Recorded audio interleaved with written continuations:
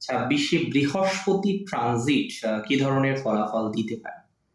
দেখুন, বৃহস্পতি তিনি দেবগুরু, শুভত্বের কারক, তিনি অমৃতের কারক।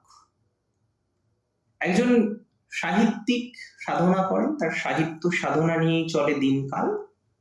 সেই সাহিত্যের সাধনাও বৃহস্পতির।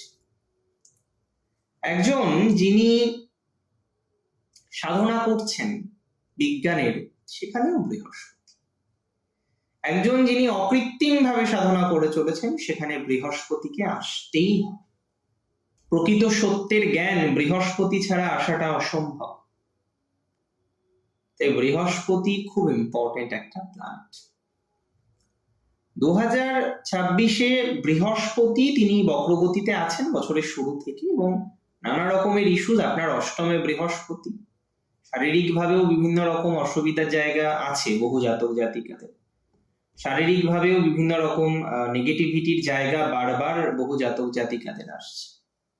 তো যারা শারীরিক ভাবে অসুবিধার মধ্যে আছেন, শারীরিক ভাবে নানা রকম চিন্তার মধ্যে আছেন, শারীরিক ভাবে নানা রকম দুশ্চিন্তার মধ্যে আছেন, তাদের পজিটিভিটির মাত্রাটা ধীরে ধীরে ধীরে ধীরে বাড়ছে।